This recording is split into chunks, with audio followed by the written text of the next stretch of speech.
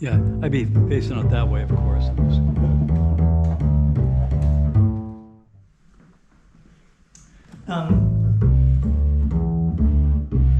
The other question we had is, do you?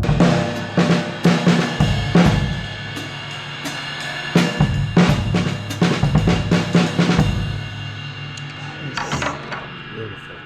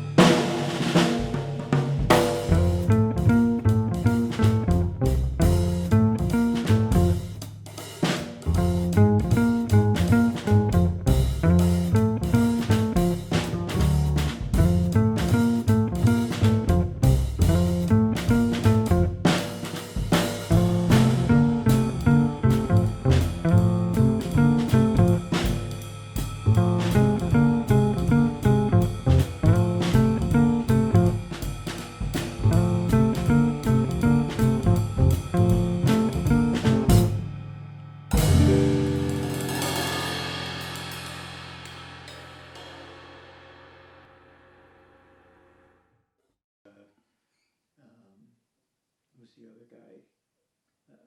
Hello and welcome to the conversation. My name is Paul Mason, and even though I'm not a Grafton resident, Grafton has played a huge part in my involvement with these two fine fellows who are Grafton natives. On my right is Mitch Seidman and Jerry Wolfong. Mitch plays guitar, Jerry plays bass. I'm the drummer in the band, and we actually met. Although I had played with Jerry once or a couple times, possibly maybe 20 years ago, we came together on the Grafton Common with a little help from Kelly Clark, a saxophonist here in town. We have played the Harvest Festival and Apple Pie Social, as well as the Antique show that happens on the Grafton Common, off and on in various combinations for several years.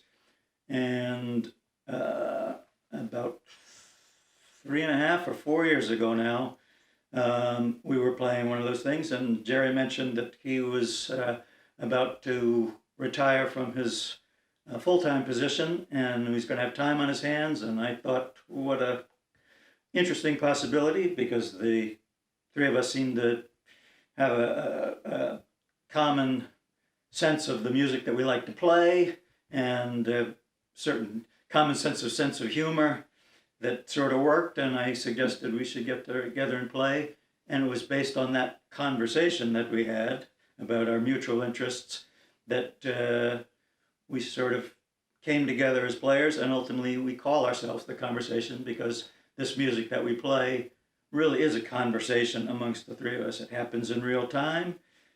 We take a song, and in some cases it might be a standard from Broadway, or in one case we have a Sigmund Romberg operetta that provided a tune that we will play. Or it might be, in some cases, we have a contemporary pop tune that we will play. And then we just have a little conversation about that particular music in real time, and in this case in front of the camera. And so we found this opportunity with a couple of Grafton residents to check out the studio at Grafton Public Television, and it looks like it's going to be the beginning of a beautiful friendship.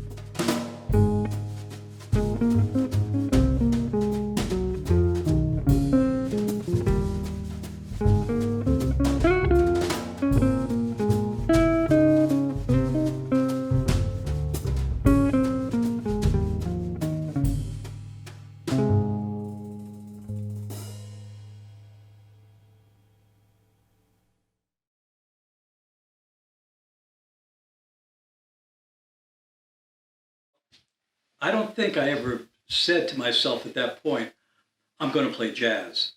I think I heard a musician that I was really impressed with. As a matter of fact, it was a Kenny Burrell record at a friend's birthday party. And I was just knocked out. And whether it was jazz or it could have been any other genre, just like I wanted to be able to do that. Really? Yeah. Even though you knew how difficult Yeah. jazz is, it seems It- like one it of just those things you sounds just so- can't go, I'm going to play jazz, and seems like Right, you have right, to yeah. be. You have to, you have to know the music. You have to study the music. But I heard that player and I got excited, just like when I was younger and I'd heard, the Beatles or I heard the Ventures or, these popular rock bands at the time. But I heard that Kenny Burrell record. It was called Blue Moods. I still have that record. I ran out and I got it. But it was one of those moments where like the earth stood still. You see it in those sequences Right. in a movie. And I was like, I had to know what he did. And even though I don't think I ever sounded like Kenny, and I never copied him, as a musician, he was not someone I, copied. It got me interested. And it was kind of funny, many, many years later, when I had met him, I told him that story that I heard of his record. And I said, maybe you want to become a jazz musician. And he said, hope you're not mad at me. I got into it like a lot of people probably my age did. I was playing guitar or trying to play guitar and kind of listening to eclectic rock in high school. And then somewhere I ran across John McLaughlin and his band in the like around 1970, 71. And he was a jazz player and his musicians were jazz players, but you didn't really know it. It was hard driving, eclectic, loud rock. But then I started to go back into what those people were doing, especially Miles Davis, who was also, he was driving a lot of that conversion from jazz to fusion Right. at the time. So I guess I entered through the fusion stuff. Always music in my house growing up. My dad was a jazz fan, but he liked Louis Armstrong and the sort of New Orleans thing, and then the guys that followed up on that, Kenny DeVerne and Bob Wilber, Soprano Summit, which had like modern recording technology, so the records didn't sound all scratchy like 78s. And he also liked Duke Ellington and Count Basie, and the record that really one of the things that stuck with me is they had Ella Fitzgerald singing Cole Porter Songbook. That made an impression on me early on. But he was a huge classical music fan. My mom liked the Broadway shows. So in a way, I sort of knew a lot of the songs that jazzers like to play on the Broadway show tunes are a big part of the repertoire that we play and that other jazz musicians have played over the years. But I was born in 1951, so the Beatles were on the Ed Sullivan Show when I was 13 or 14, basically. And for anybody that didn't grow up in that generation, the impact that from that first night had on everybody. And because, at that point there were only 3 channels, so there weren't so many competing interests, but that just washed over my generation like a wave. And everybody wanted to play guitar or drums. And so I fooled around a little bit with guitar and it didn't come easily. And I took about 3 months of drum lessons, but didn't really practice. And, but I could sort of play those, the Beatles tunes were not that complicated. I couldn't get all the tricky fills that Ringo would do, but I could play those grooves pretty easily. But as I was starting to grow up, the music that interested me was the stuff that was a little more sophisticated and improvisational. Cream, Eric Clapton, Blood, Sweat and Tears, the Horns bands. I always loved Bobby Colomby, who was the drummer. who had come from a jazz It background. was terrific. Yep. And so that started happening. I remember in college, somebody turned me on to a Buddy Rich live at Ronnie Scott's. And, Buddy was impressive, to say the least. Right. So you couldn't help but be affected by that.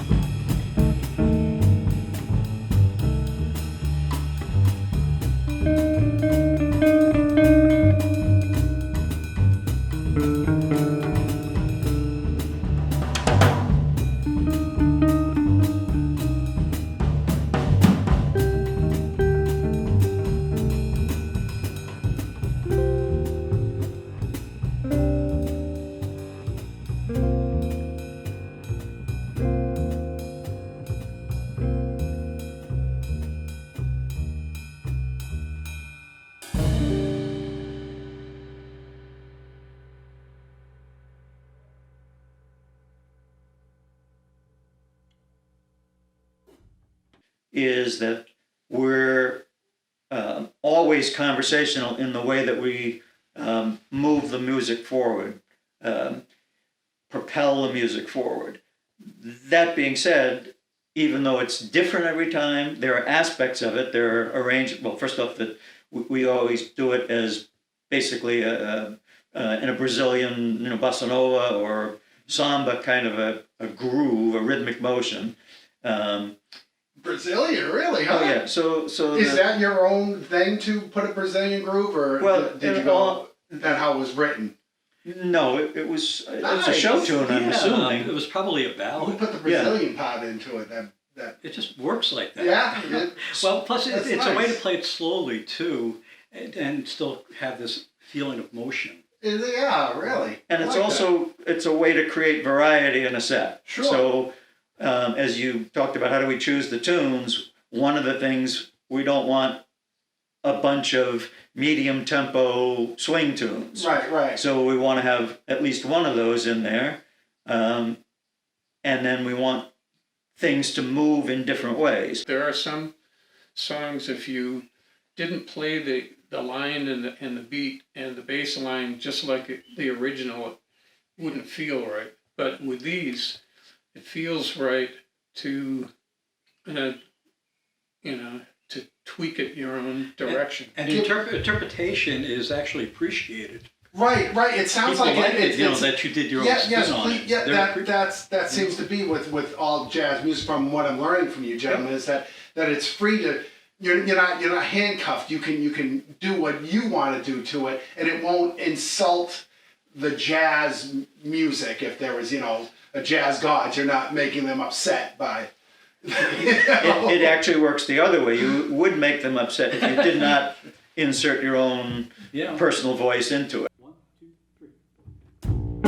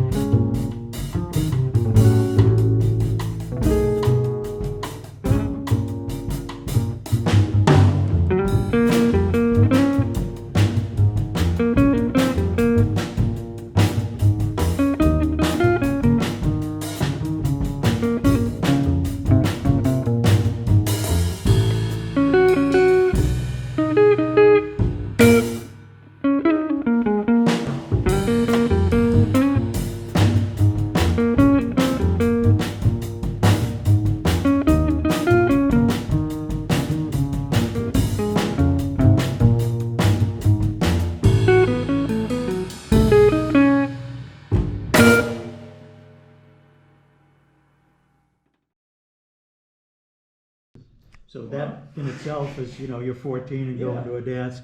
But the band played surf rock. Yeah. And I remember that, thinking that was the coolest thing ever, to be in the room and it hear. was such guitar music. Oh, yeah.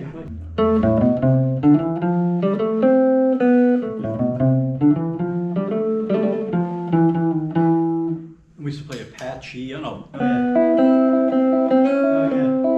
all that stuff, man. That was like electric guitar stuff. Secret agent, man.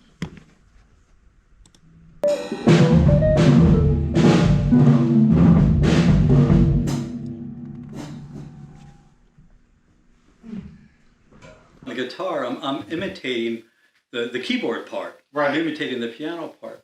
But it's just a catchy riff, and What are the notes in that opening? well, it, What is well, that? it's I'm chord wise. I'm playing C minor, Yeah. right? Right. To, well, I guess we could call it a B flat sixth, Oh wow. because I'm playing B flat, D, and G. Oh, so C Then- minor, B flat, D, G. That's Yeah, but it's just a repeating thing. Then I'm going Right. A flat, and then G minor, and then I do the riff again. But this time, rather than G minor, I'm doing a G major. Oh wow. Because it seesaws. I didn't realize it was doing all go that. back and listen. It seesaws back Hell. and forth. But it's a rather simple melody and a simple chord structure, but it's rather hypnotic. Absolutely is. And I noticed like you were having a couple of problems with it at first, and It's is it not those? my normal way of playing. Yeah, because I'm thinking, is it those simple chords that give them more problem than the doing the when you have to go dun dun dun. It's like you're kind of in that box now of playing those four chords or. And it's really not part of my normal way of playing, and it could hurt my hand in a particular way. Right, because then what happens is the song is playing and he's doing those, and then you jump in, Jerry, Yeah. with what seems like a difficult bass thing on it, where you go no no no no no. That's the melody. Yeah, it's the melody. Like, And what's your thoughts on that melody in that song? That's Well, just singing. it's played in what you call thumb position. Yeah. Because with the bass, when you get up to the first octave, Yeah. you can't keep going. You have to flip your hand over, and now you use your thumb like it was the nut at the. Is that right? So you're holding down stuff with your thumb, and then you probably don't get your pinky in there, but these fingers. So there's some bass players that are really good at that, can improvise like wild men Right, in right. that territory. I kind of come from a more groove school where I'm not as good at that, but so it hurts. But, Right. but the, Because there's some pain in it. the melody We should isn't change the that title bad. to Pain. Yeah. It sounds good if it hurts. Both of us are hurting. Both of us are hurting. Yeah. And Paul's just waiting because half of it is he's not Yeah, playing. I'm just keeping time. Yeah, right. Your fingers You're like your doing that. They do, actually. There you That go. that.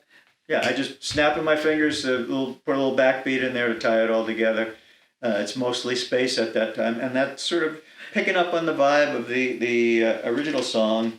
The performance is by an artist named Marion Hill, Oh, okay. Yeah. and it's got a little clever video. So if you check it out on YouTube, you can hear that and sort of. What's interesting is when we played it on gigs, people always react to it. Yeah, they know it. They recognize it. My 17-year-old daughter came to hear, she was out there and she was humming that tune the rest of the night. Right. But Now was that seems her like that one of- first brought it to your attention. Probably. Yeah, Yeah, I he was think playing so. around the house and Yeah. And That- kind of caught his attention. That we didn't appears- try to sound like the recording. We couldn't. Right. We're not that so we did it the way we would do it. Yet that it's got such a strong hook. 1, 2, 3.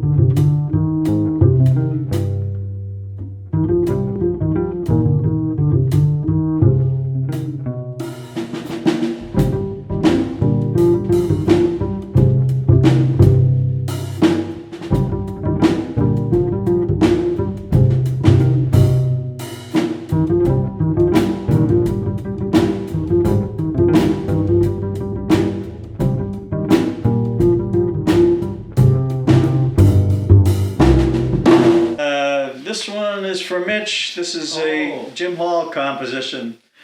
I'm just going to give a couple of things Yeah. about this tune, Careful by Jim Hall. First of all, he first recorded it in the late 1950s, Oh wow. which is pretty astounding considering how modern the melody is. It's the melody is pretty much based on, well, I've heard it referred to as a symmetrical diminished scale. Can you help me a little bit of a symmetrical diminished Okay, scale? well, I'll give it to you like this. The difference between the notes is, this is based on the half step, whole step, symmetrical diminished scale, Yeah. as I've heard it referred to, in that you have, let's say you have your first note, your root, Right. up a half step, Okay. up a whole step, All right. up a half step, Right. a whole step. That One, makes it two, symmetrical. Four. Goes all the way up. 5? Is that a 1, 2, 4, 5? Well, it would be like, let's say, well, the song's in the key of A. Okay. So it'd be A, A. B flat, Right. C, C. C sharp, Yep. right? Right. Right. E right. flat, E flat. Yep. So up that whole E step. natural, The half step. F sharp, whole step, That's a whole step. Yeah. half step G, To the G. and then you're on A again. So It's beautiful. It's almost like a walk up. It really feels so like there's a a walk shape up. to it. But what's so interesting about that tune, like that's a scale that young musicians or musicians in general might practice, Yeah. because it gives you some very interesting colors on a dominant seventh chord. Mm-hmm. But with Jim, what he did is it's a melody. Right. You never feel like it's a scale, like a. Right. you know, Right. It doesn't feel like a technical exercise. And considering that he wrote that, in the late 50s and recorded in the late 50s with the saxophone player, Jimmy Jufrey. And when I heard that recording, I mean, the feeling is much different, but there's that melody. The other thing is it's in the key of A, Yeah. and it's basically a blues form. Oh, really? Basically. Really? But it changes chords in places that are a little unexpected. What if you were listening to that song? Well, what- it doesn't. what would you expect to It hear doesn't go to you. In a typical blues, you might expect it to go from A7 to D7 in the second bar. This doesn't. Oh, really? Yeah, What's it doing? it's staying right on A, Right on A. and it takes on its own character. So it's what's interesting, as I said, is that it is very melodic, and it's in the key of A, which allows me, allowed him to use a lot of open strings. Right. Sure. So I can use, I can do things with an A and let it resonate, with the G and let it resonate. Right. And the other thing with this tune, which I really like, is that it has a flat 9. Okay, Yeah. because you're going. Let's say we're on the first chord, which is Yeah. an A7. It has a flat 9, so there's like got a little nasty there. Which the flat 9 is a B flat. Right. Yeah. Right. But there's a Which natural. is just like a chunk chord. If you were to hit Right, the A. but there's a and- natural 13, which is like a pretty sound. Oh wow! Yeah. Right.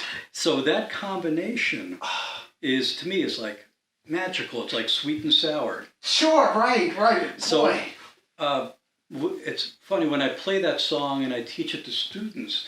Very often they'll envision the scale and they'll go like, "Oh Right. no, listen to the colors." Right. Each of those notes is a color. You got a flat 5 and a natural 5. So you got a little bluesy thing happening.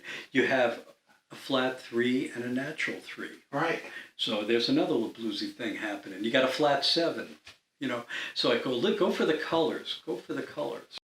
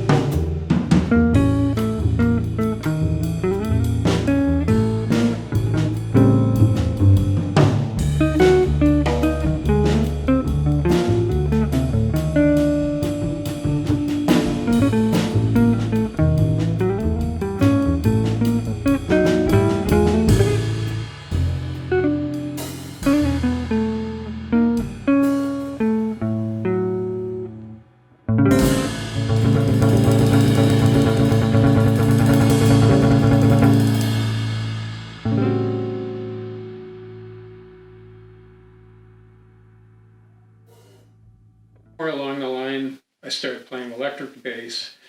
But then I heard, in that music, I heard an upright bass, and I went, I love the sound of that thing.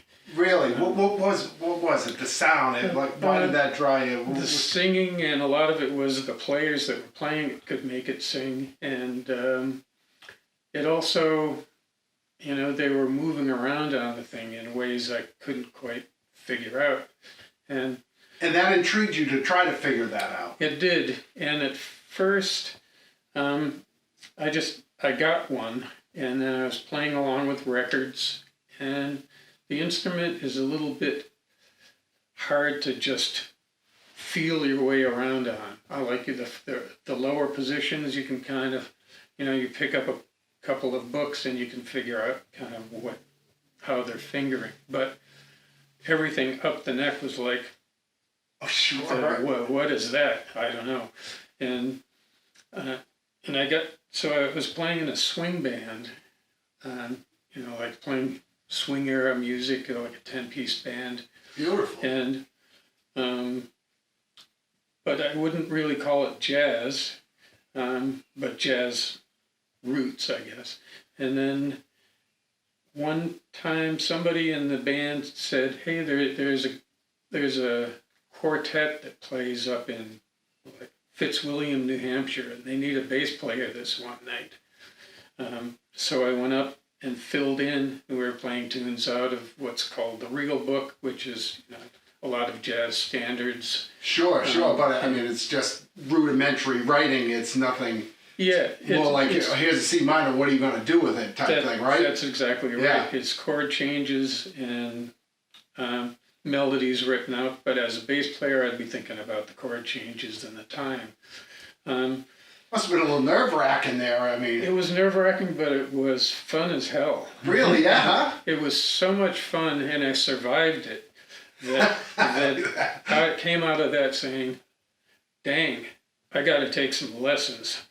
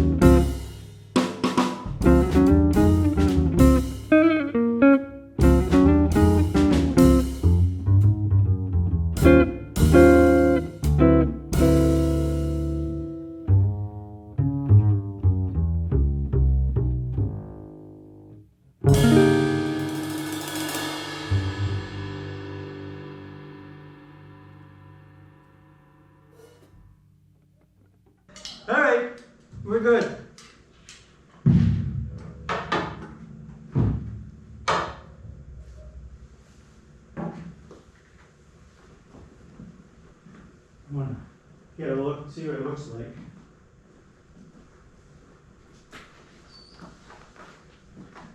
Sometimes, like, it gets where my fingers like turn into like hot dogs. Yeah. You know what I'm saying? Like they don't. You should see They the just wobble. movie Everything Everywhere All at Once. Hmm? See the movie Everything Everywhere All at What Once. is that? I never heard of it. Well, it's in the theaters now. It's a really out there movie, but fingers like hot dogs, that's part of it. Oh, no, no.